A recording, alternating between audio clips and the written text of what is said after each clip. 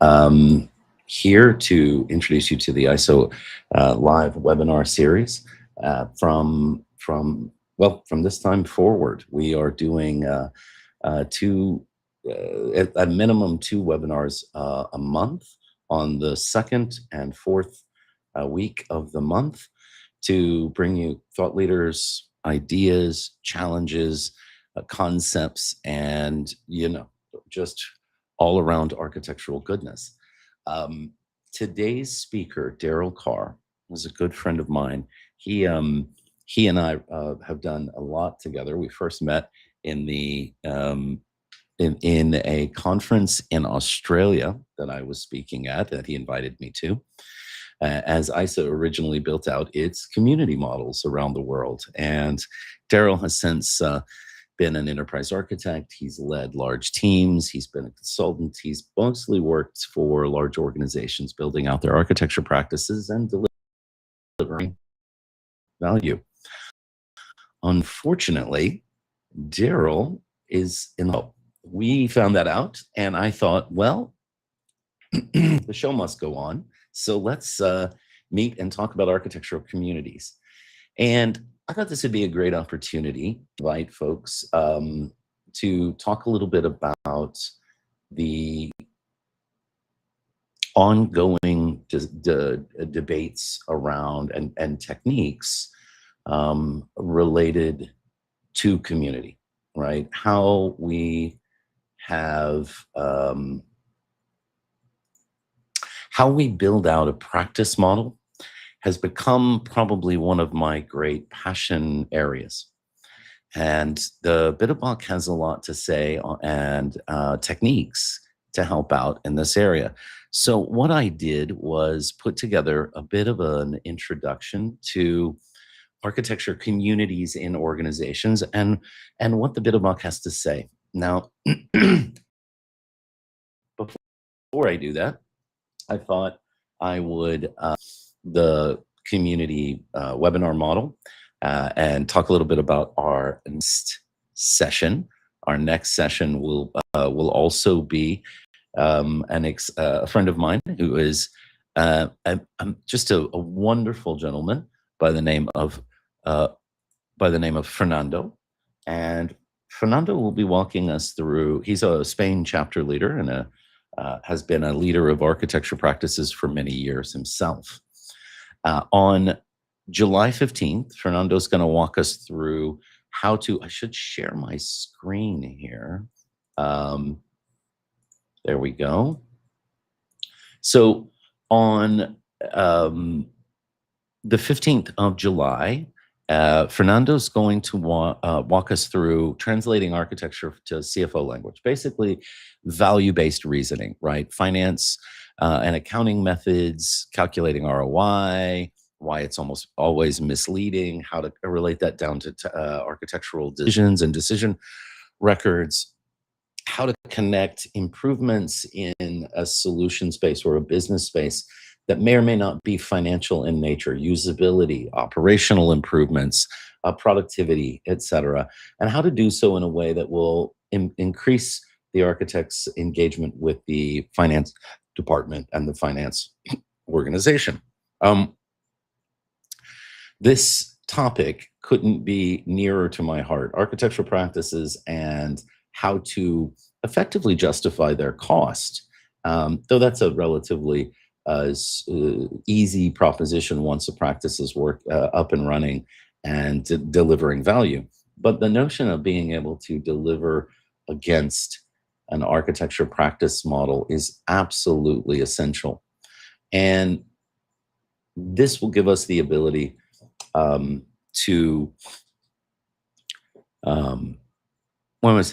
gives us the ability to communicate effectively with not just finance, but other managers. So Fernando will be leading us in that conversation, and I'm really excited to have him. He's a great guy.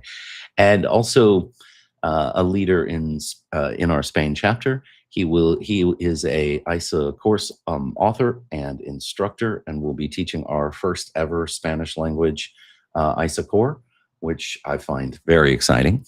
And now that I live in Spain, I may actually even get to attend, who knows. That event will be on July 15th. Now, these will be coming twice a month. Watch that time of day. We believe it'll be about 3 to 4 p.m. In Spain time, CEST. But that may change depending on Fernando's availability. Again, that will be live streamed to both the Metis platform that ISA uses, education.isaglobal.org, where you see this under schedule. And it will also be live streamed to our YouTube channel. So really exciting stuff, and I hope you'll join us for that one. Now, as I was saying, the notion of architecture community, and we are rescheduling Daryl. So let me just a couple of pings in for Daryl and his work. Meant to have this open already for you, but Daryl Carr and his books. There it is, his latest. That was the one I meant to have open. So Daryl's book on community considerations, building a professional community that lasts, is not just about building internal communities, it's also about building external communities. And I highly suggest the book. I just got it for myself, and so I'm looking forward to the read. I will come back so that when Daryl is speaking, I'll have some quips and quotes for you on this. But check back. We're probably going to get him next month, hopefully on an August date. The name of the game today is community. So I thought I would put together a little conversation on sort of navigating some of the big differences and utilization of ISA's community model. And so, of course, like all good architects, I put together a presentation. The idea that we want to do here is we're focused around, let's just start with, we're focused around this people model. For many of you, when we hear that the ISA community or Bitterbuck is a little dense, we like icons apparently, right? But also we found it extremely useful to focus people. The center of the ISA Bitterbuck engagement model is what we call the people and the practice model. So a practice model for is really important because a practice mindset is different than an organizational mindset, a job mindset, a role mindset. A job role mindset puts the corporation in charge of architecture practices. And that is going to be, to a certain extent, true. But a practice model does something else. It puts the architecture practice at the center of the engagement model for architects. It changes the way you think about who is an architect and where do they, and what are our responsibilities. And right around that is the people model. And we have found through painstaking research, and this comes from interviews with over 200 chief architects, it comes from hundreds of studies, it comes from practice interviews around the world with junior architects all the way to senior architects. And the idea for this community model or this people model is, what do I do to get a high quality, highly capable group of people delivering architecture engagement models for an organization?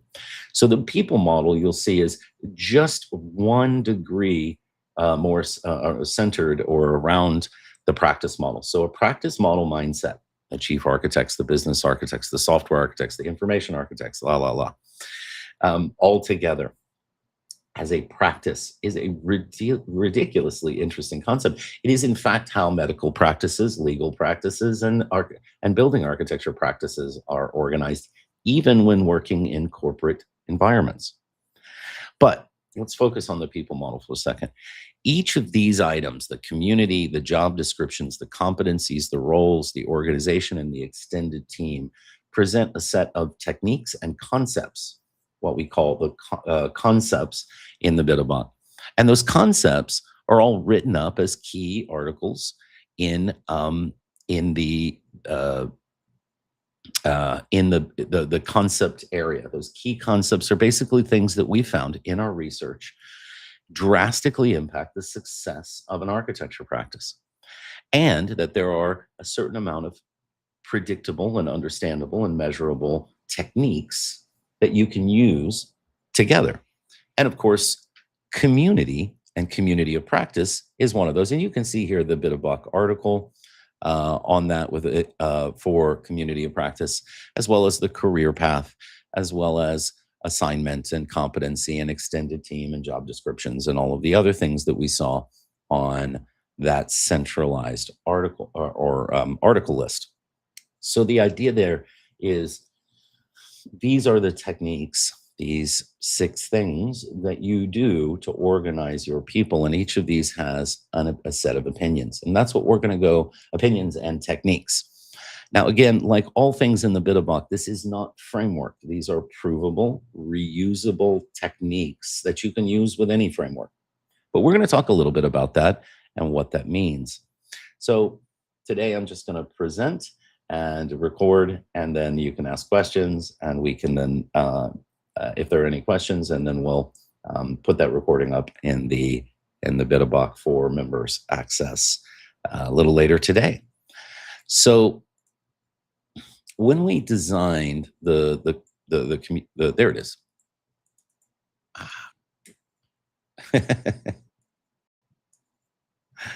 When we designed the community model,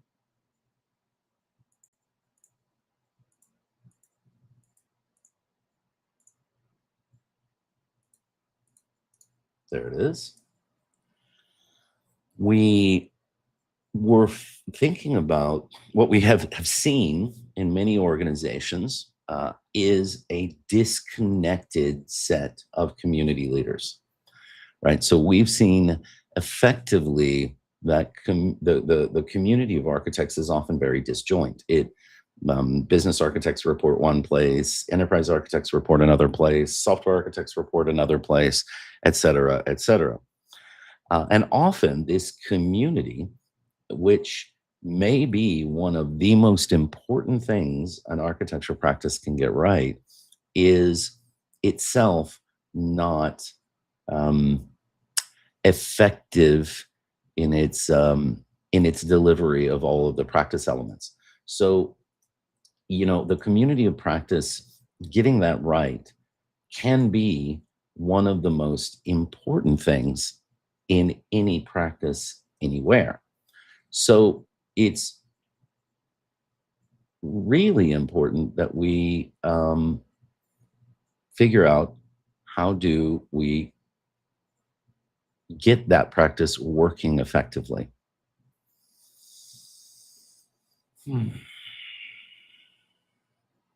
So let's talk about how do we do that. Yeah.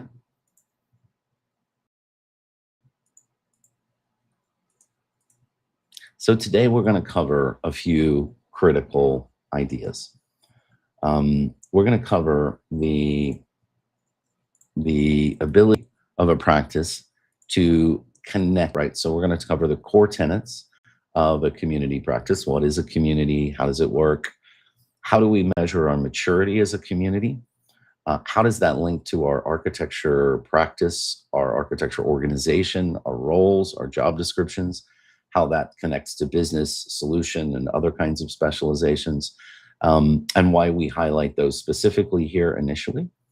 And then from there, we're going to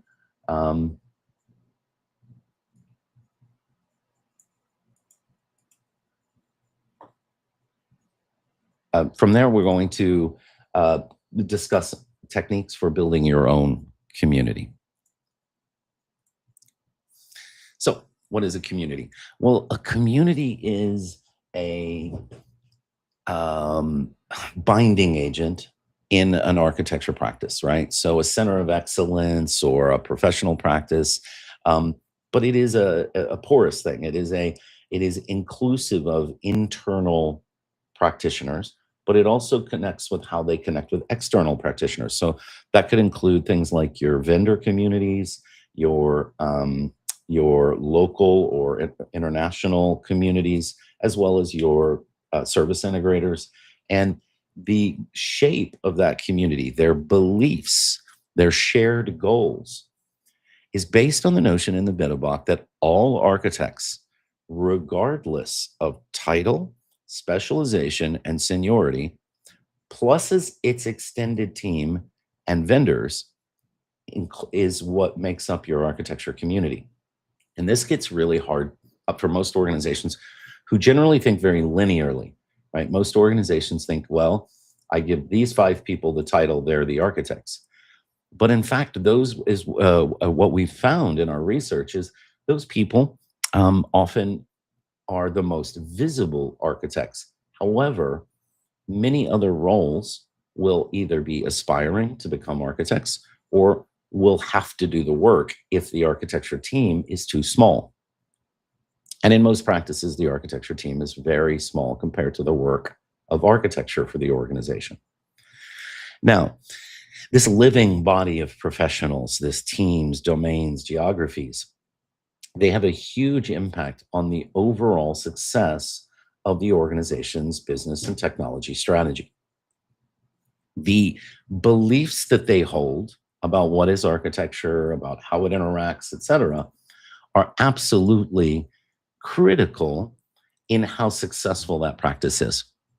So what we're going to say is one of our tenets, based on the notion that the community defines architecture, sometimes just by what it believes.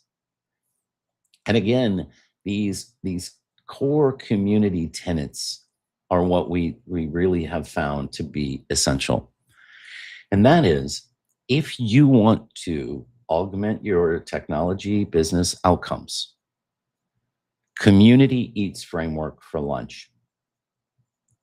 Now, that's a very big statement, but the idea that the community provides more guiding and shaping of the architecture practice in the organization than any framework can provide is absolutely obvious when you think about the way people work, right? If I have 50 people who are titled architects and 5 of them report here and 7 of them are over there and 12 of them are up here, their beliefs, their interactions with other stakeholders, their skills, their job descriptions, how they treat their artifacts and the practice models that they have will actually have a huge amount more impact than any implementation of a framework will have.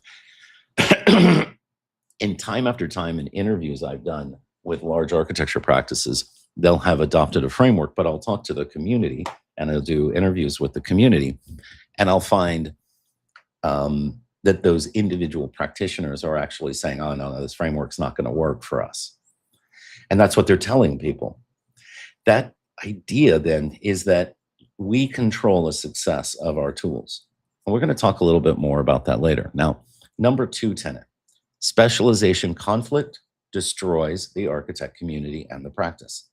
So if I have business information, infrastructure, software, and solution architects all saying different things about what architecture is and its value and its baseline importance, it will destroy the practice inside an organization because the stakeholders then never know what architecture is. If I am the VP of sales, I don't have time to figure out what the difference between a business software solution, infrastructure, and information are. I heard the word architect. Come over here, help me with my architect problem. That specialization obsession that we have as architects, and that expert in obsession that we have, can often work against our communities. So if you want your community to be successful, the community center of excellence needs to include all the types that function in the organization.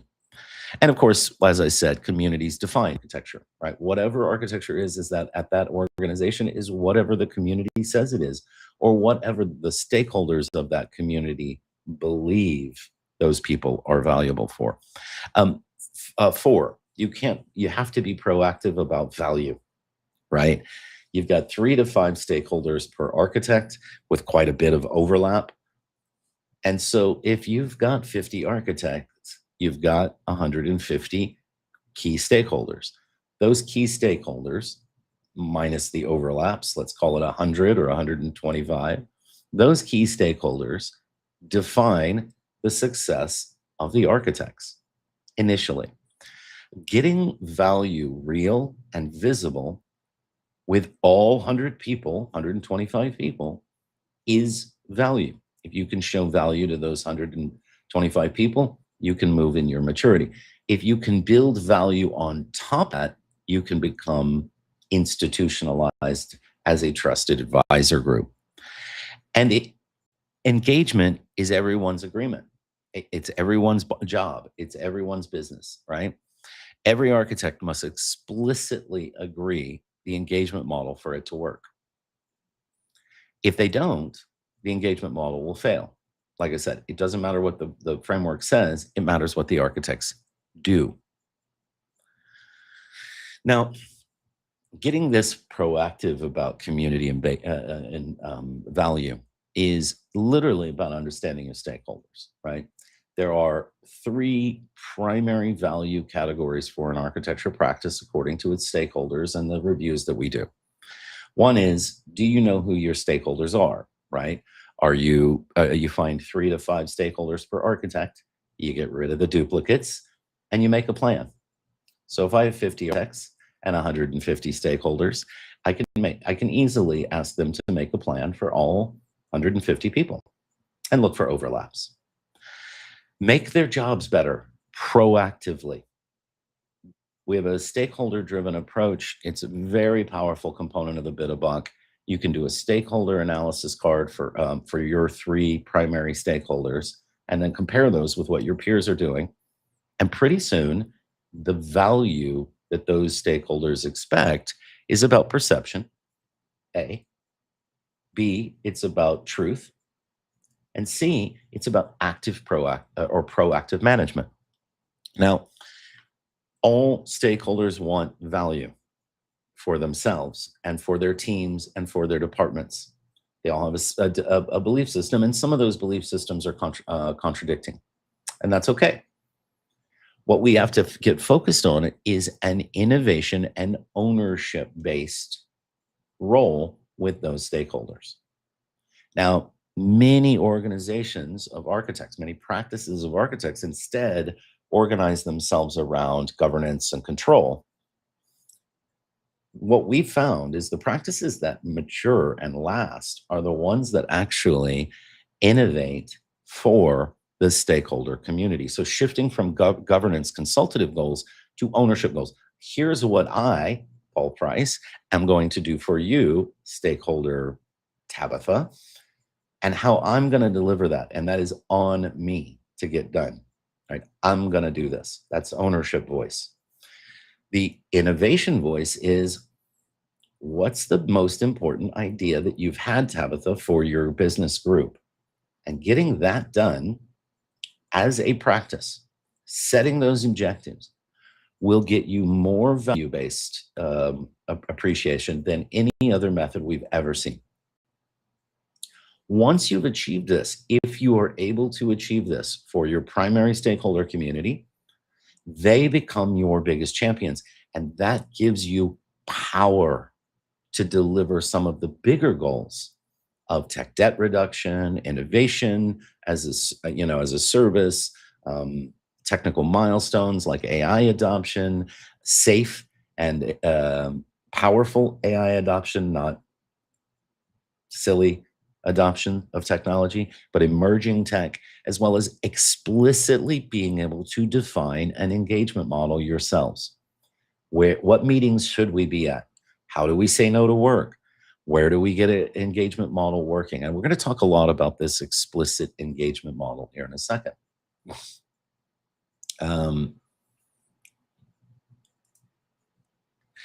So let's talk maturity, right? There's isolated, ad hoc, structured, integrated, and strategic. We have measurements, right, that are very clear about this. And I have not seen a community model that is over a 3. The reason is because architecture practices tend to be quite immature. The reason for that isn't always their fault. Sometimes that is also because organizations' understanding of architecture is quite immature. Yeah.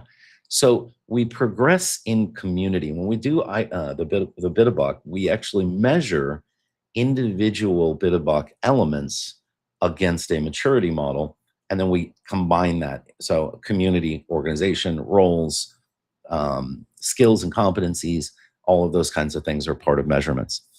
So if you think about the community maturity, you have architects in silos, no forum, no collaboration.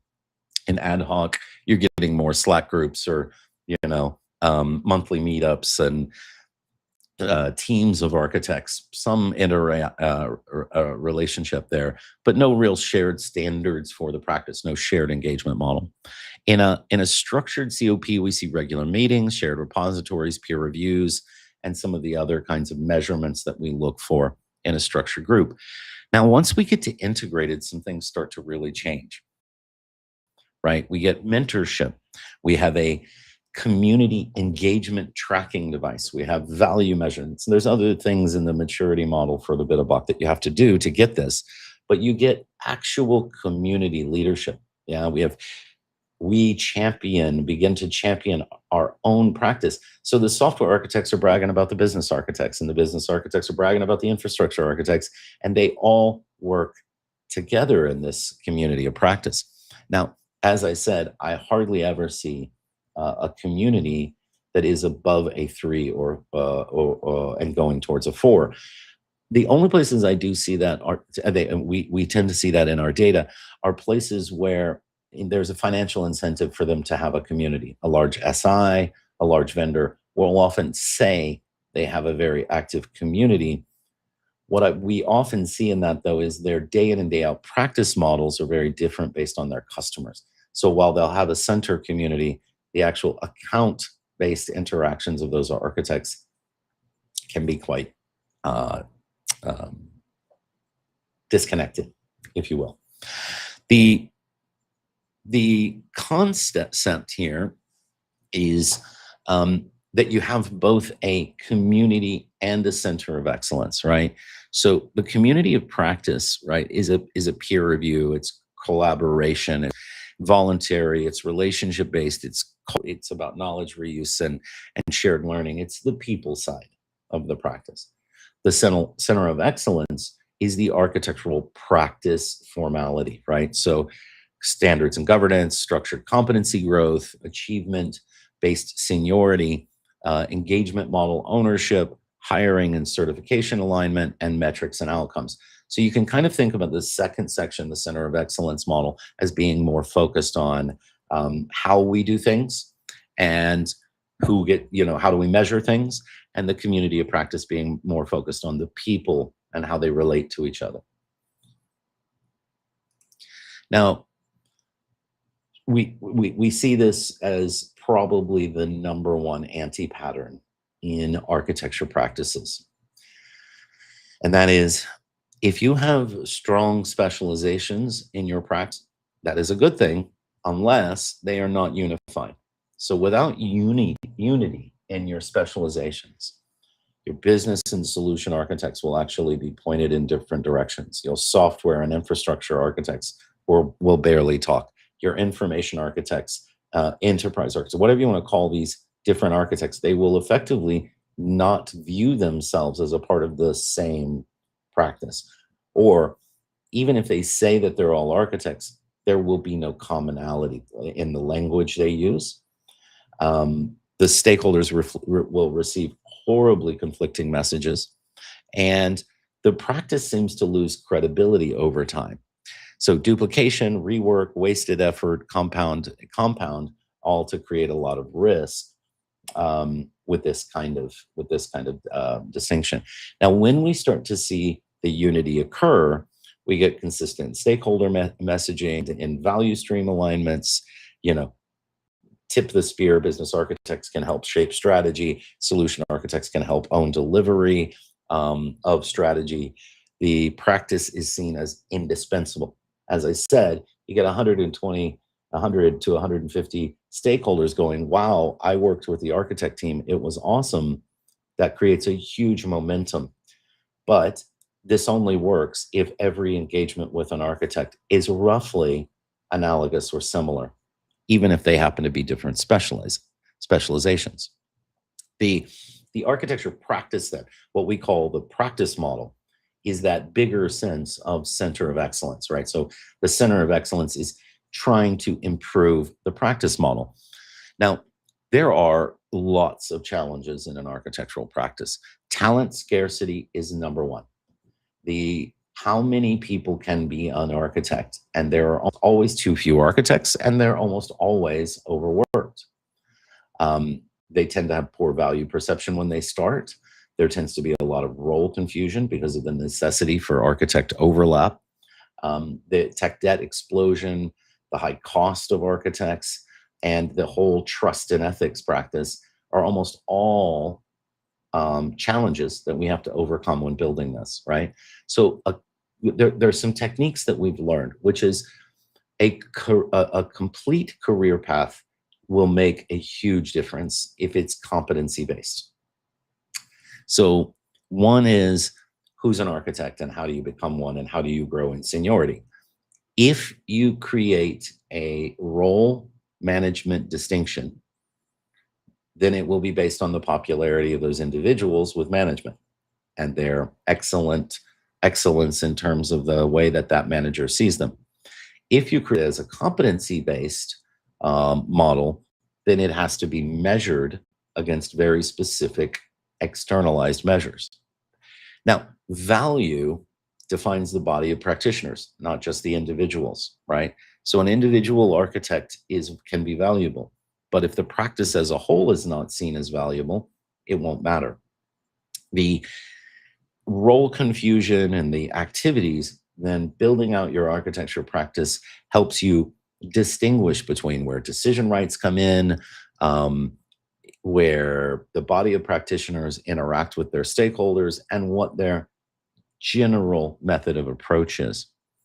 So it's extremely important that you be able to identify these practice model benefits and how the practice will bring you some excellence. Now, one of the things, the professional contract that we ask organizations to look at, right? Liability, ethics, potentially removal for breach, shared training, mentoring, and standards help lower the overall cost of the practice, as well as we have found a stronger input on junior architects.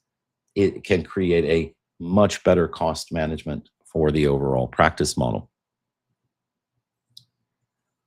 Now, just being cognizant of time, the 5 core architecture practice activities are really important to get right with your center of practice and your center of excellence.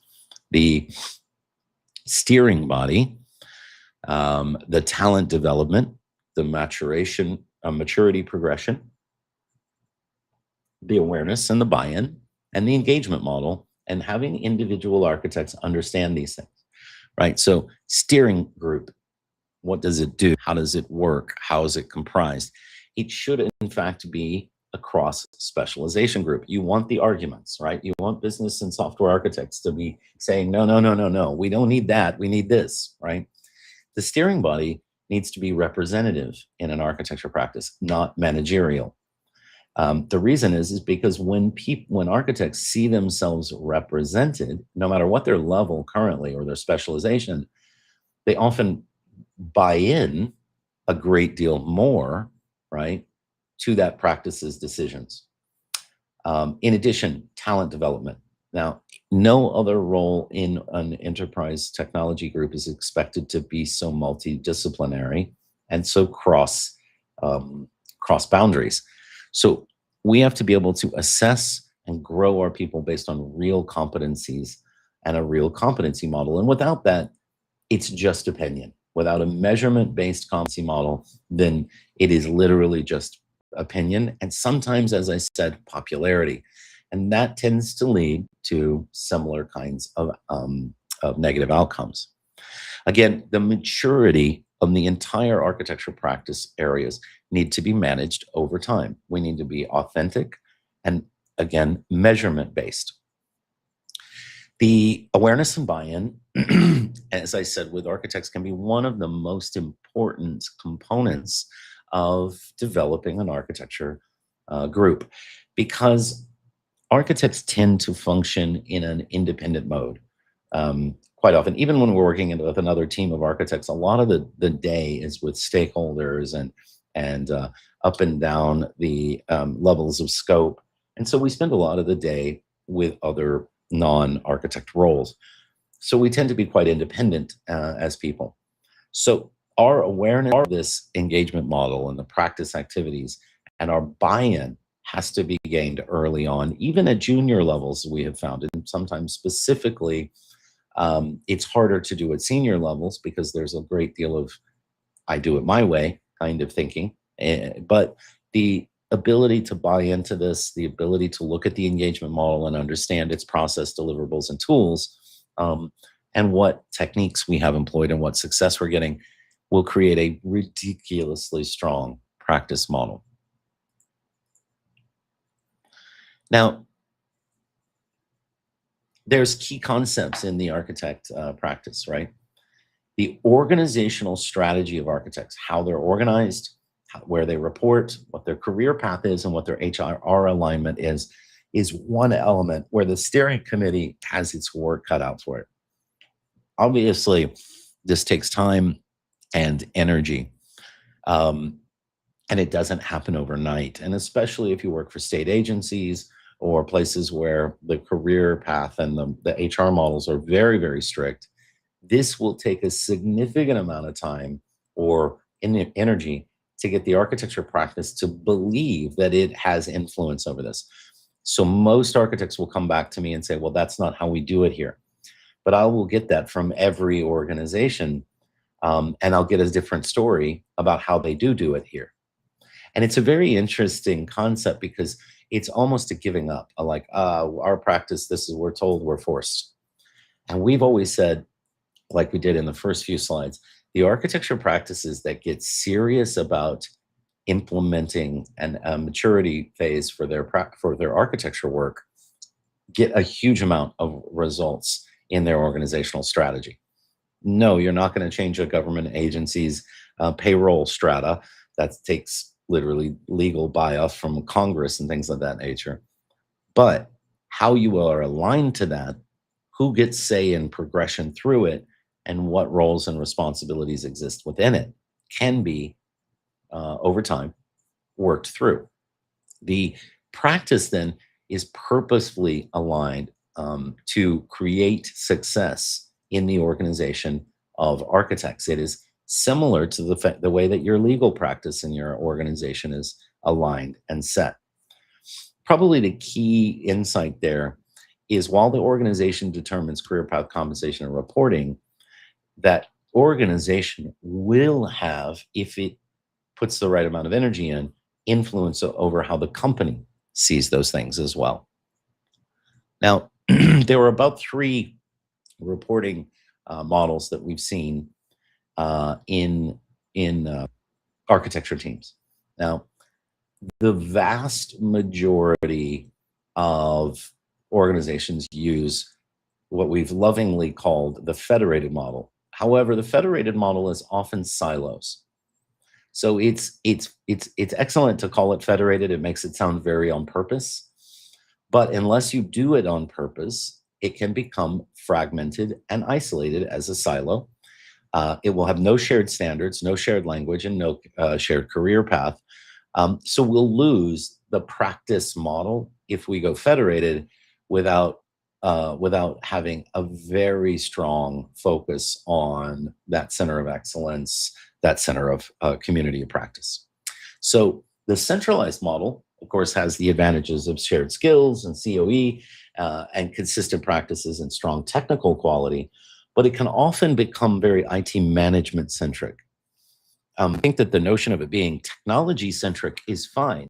There is nothing wrong with an architecture practice that is known as technologist. That in fact is a benefit.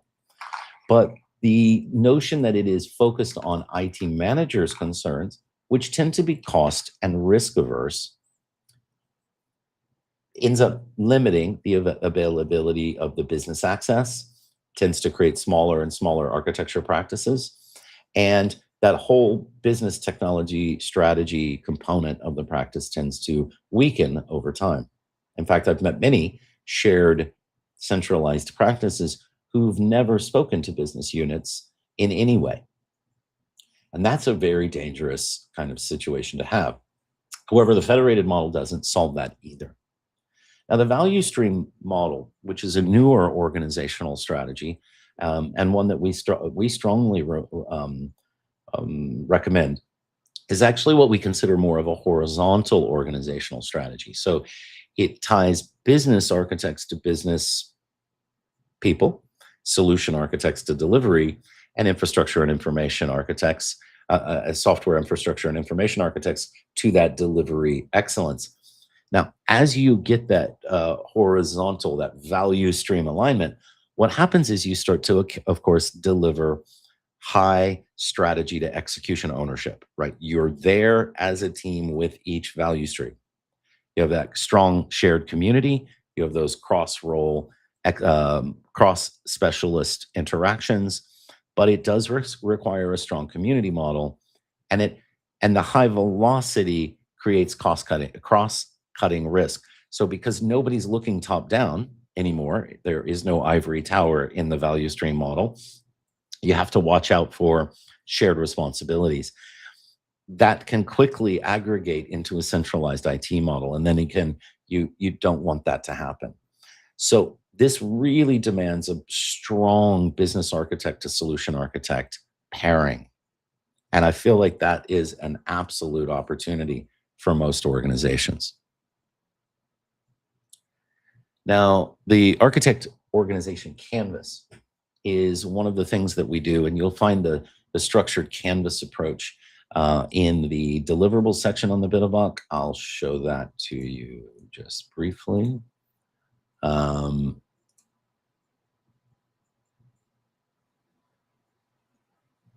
I think. Oh, yeah.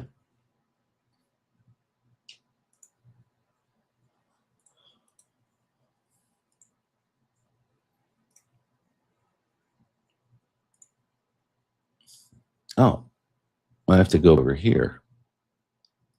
Ha! Is that it? I'm just getting used to the sharing on this. Let me share my window. Let me just share the screen over here. That's always a bit safer for me. So there it is. Let's do this. So as we saw, the navigating the Bitterbox, when we think about these canvases and the tools that we use, generally each of our models will come with a set of, or each of our key concepts will come with a set of deliverables, so a set of techniques. So if you look at like decision records, for example, you'll see that the decision records article has quite a number of canvases in it.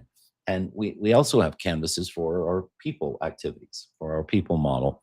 And those all kind of live under here, under the canvases and the structured canvas approach. You can read about the structured canvas approach here. But one of the things that you might want to look at, and we'll just search for it, if I can find it. We'll look here. As you look at organizations, you can see the strong horizontal alignment that we recommend in a value stream tool, and you can see the architect organizational canvas here. Now we're going to cover critical aspects of it in the slide, which has been prettified, obviously. So how many architects do we have is the number one question I ask any architecture practice, because the vast majority of architecture practices have less than 1% of architects to broader IT footprint. So the broader IT footprint would include employees, it would include the contractors, it would include vendors, it would include all of that. when you have such a low ratio and yet such high expectations of your architectural organization, meaning, the things that I hear people say architects are responsible for are insanely huge when you have no staff and no budget. So, I mean, I can say the CIO is responsible for some really big things too, but the CIO has all the staff and budget necessary that they can get to do those things. The architecture practice tends to be a group of effectively individuals, none of whom have staff or budget, other than maybe the chief architect. So when you have this, you have to be unbelievably careful about where you spend your time. In addition, you have to look at what scopes you work at, what coverage you're getting, right? And this goes to the core of the definition of architecture you use, because just doing big decisions is an ivory tower approach, right? So the higher in the scope you go with a smaller team is exactly the definition of an ivory tower. And I want you to think about that, because if in your mind you've said, oh, but we have 5 amazing, distinguished architects at the top that report to the CIO, and that's it, that is the definition of an ivory tower, right? That is the high level scope decisions. But the reality of architecture practices meets the road at execution, right? Strategy to execution. So you have to watch out, because oftentimes what will happen is those individuals will be very unknown. People in the value streams will not know who those people are. So the people model we use, right? How do we do training, mentoring, career path, rotation, diversity of skills? The process and the life cycle we've chosen. And again, are we more governance focused? Are we more design focused? Are we more delivery focused? Are we more review focused? What tools and technologies we use as an architecture practice. Now, but most people say, well, we bought an architecture tool. But even the most robust architecture tool on the market today only handles maybe 5 to 10% of the work of the architecture team. They are repositories and modeling tools in many cases, but they are not necessarily handling all the collaboration tools and all the decision management and all the business design and all the value outcomes and all of those scratch pads and whiteboarding sessions and reviews and things. Those are often mixed between project management tools, portfolio management tools, communication and presentation tools, and collaboration tools, as well as many, many others, including, by the way, all the technology we build stuff with. So all our raw materials, efficiency, and how effective we are as a team. And this performance and maturity evaluation is really important for the practice leaders to get their hands around. Mentoring, rotation, and career path, right? So great architects do not learn just from class. They have to do it, be seen doing it, corrected in doing it until they do it well. A senior architect guiding a practitioner through advanced experience is generally speaking, from what I hear from thousands of interviews, the number one best method for growing architects quickly. There's just never enough mentors. So competency goals set outside the organization by the profession, preferably, right? So again, the Bitterbox provides a competency model because what we have found is that organizations that create their own competency models don't exist 5 years later. I mean, there's exceptions. Your organization might be an exception. But in fact, if you do interviews of those organizations, you'll find that the meaning of architecture is really very difficult because they're trying to make up stable competency models through a changing organizational leadership. And that has a lot of impact, right? So internal org priorities must not fragment. You see this, I mean, we took this, quite frankly, straight out of medicine, law, and building architecture, right? The mentoring methods that we use. Because our board certifications verify experiential advancement. And really, that's what we're after in any professional society, a professional-based thing. A rotation strategy is the only way to get multifaceted skills. So architects rotate through domains, build cross-specialization empathy, prevent premature specialization and skill atrophy.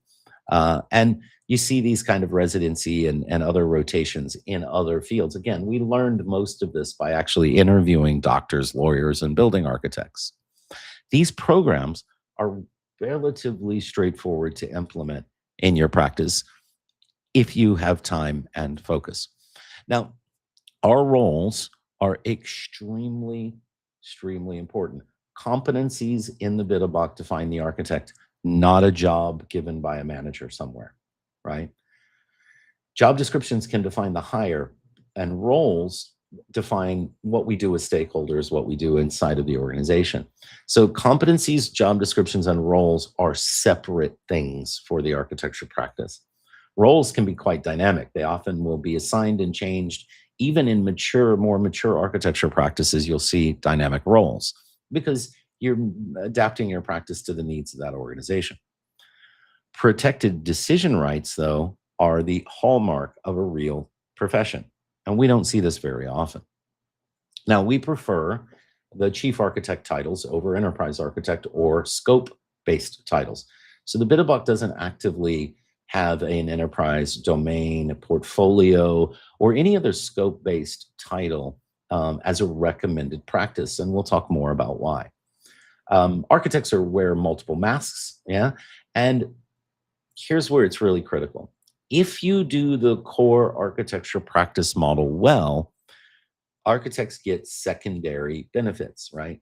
So a business architect that handles the demand shaping of technology strategy really well will be an unbelievably valued member of the business teams, which allows them to help shape pure business strategy.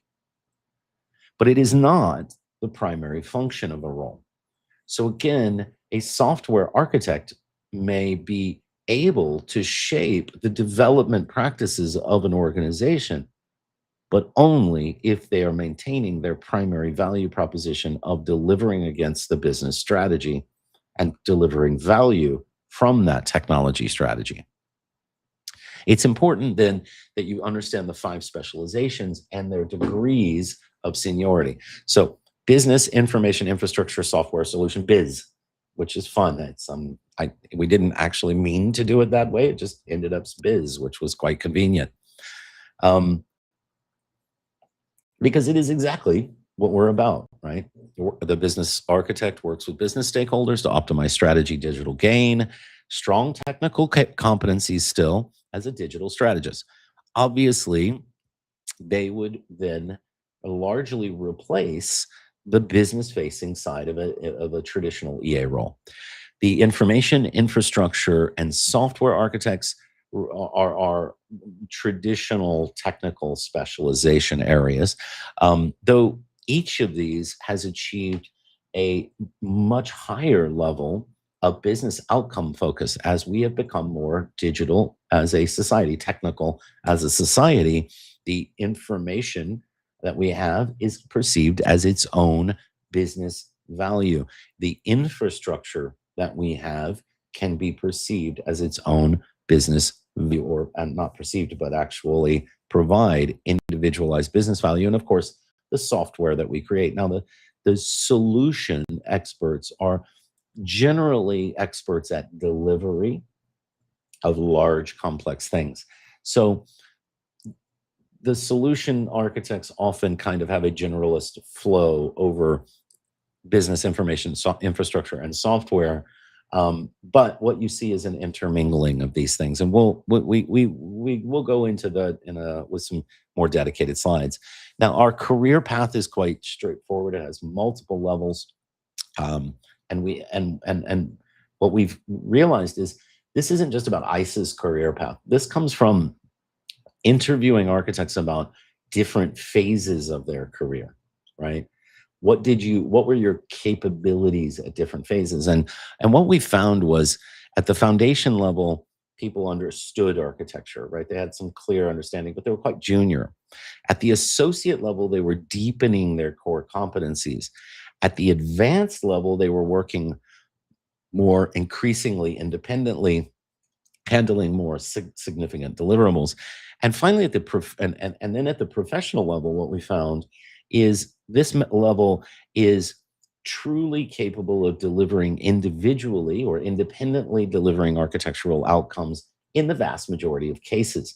Now, these often have very deep specializations. So we see set of professional business architects or set of professional software architects, as well as distinguished, which then handle the most complex and difficult problems and domain spaces, right? They are mentors to set of professionals who are mentors to advanced, who are mentors to associates, who are mentors to foundation.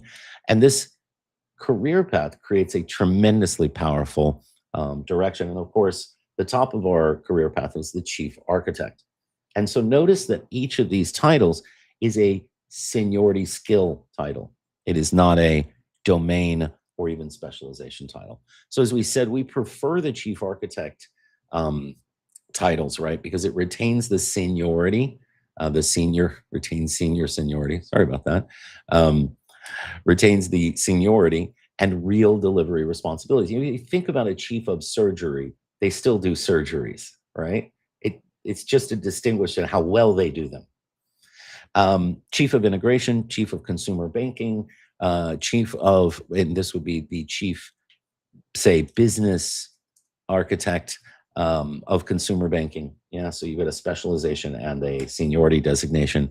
Must maintain active practice like chiefs of medicine and career advancement through certified competencies, not a scope or title basis. Now, these job descriptions then they are industry consistent. So we've had these for many, many years. They have a quality pipeline. So we know exactly how to move people from one level to another. They are vendor independent and they have significant HR alignment.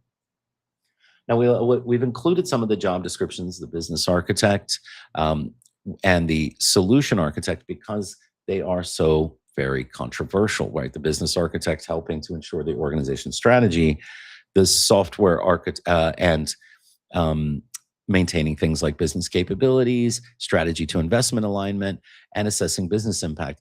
However, they still have the same competency pillars applied that a solution architect would have. They just work at different life cycle alignments, right? We see the same thing in the solution architect, but more focused on intent to delivery alignment. And then finally, let's talk a little bit about the HR alignment, making the practice real.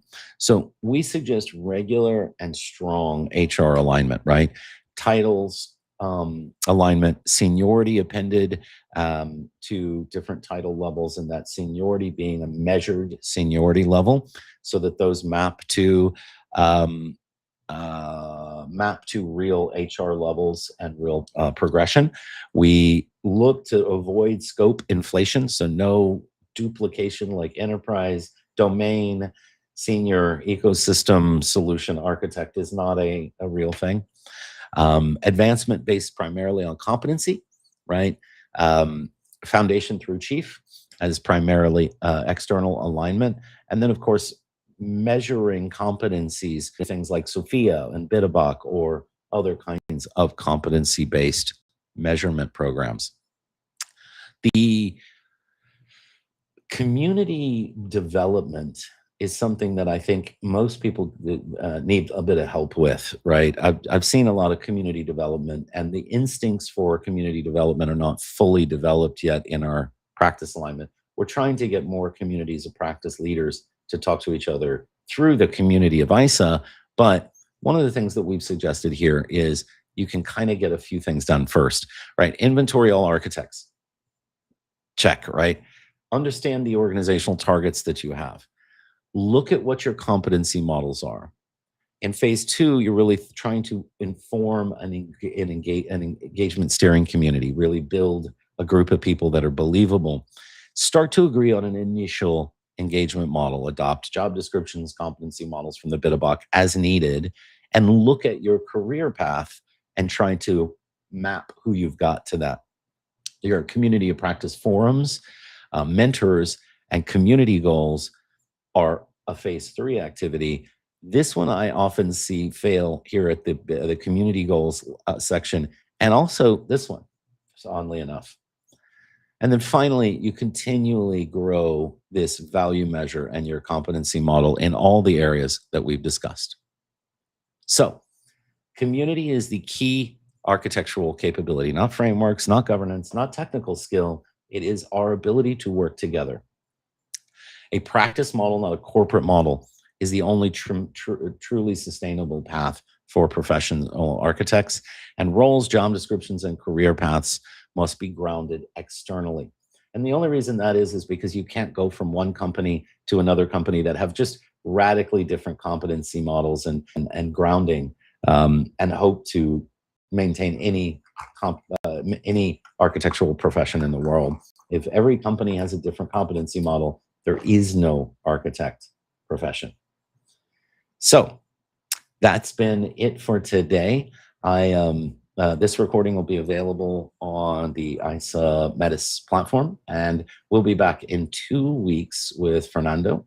I think it's actually 3 weeks, but 2.5 weeks with Fernando on financial models for architects. So thank you for joining today, and we'll see you next time.